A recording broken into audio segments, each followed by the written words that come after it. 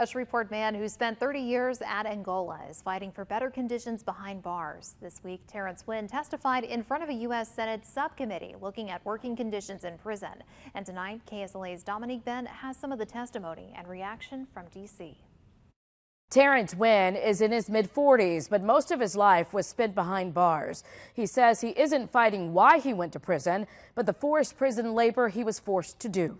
The stage, Washington, D.C. Will be the truth, the whole truth, and nothing but the truth, so help you God. The focus, Terrence Wynn, a Shreveport native who spent 30 years behind bars at Angola. He went to prison for second-degree murder at just 16 years old. He says it was during a fight and he was trying to defend himself, but the bullet ended up killing an innocent bystander. You've dedicated your life, as many people I know in Newark, in Chicago, some of my most effective. U.S. Senator Cory Booker of New Jersey and chair of the Senate Judiciary Subcommittee on Criminal Justice and Counterterrorism invited Wynn to a hearing called State-Sanctioned Slavery, examining forced labor in prisons.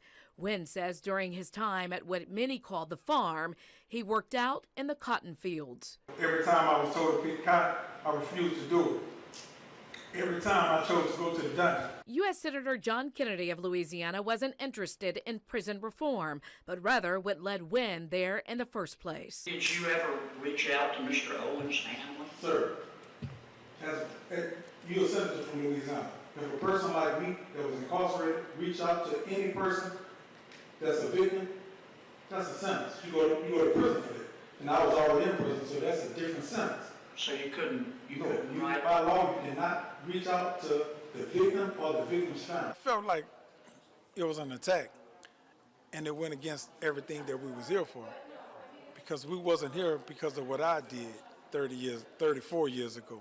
We was here about what's going on today in the prison system. It was about prison labor. It wasn't about Terrence Wynn. I'm disappointed, Mr. Turner, Professor. I just don't think these emotional arguments are at all productive in us trying to solve a problem.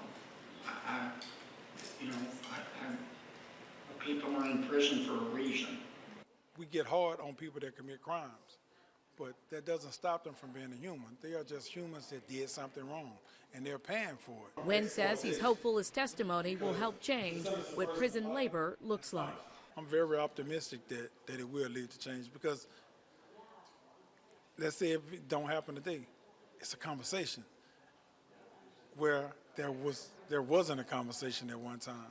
So I'm hopeful that something will happen. I'm optimistic that something will happen. Since Terrence Wynn has been out of prison, he has started a nonprofit called PIPES. It stands for Priorities, Intentions, Practical Exchanges. The organization advocates for criminal justice reform through letter writing campaigns, prayer vigils, and policy changes, and helps formerly and currently incarcerated people with empowering programs. Dominique Ben, KSLA News 12.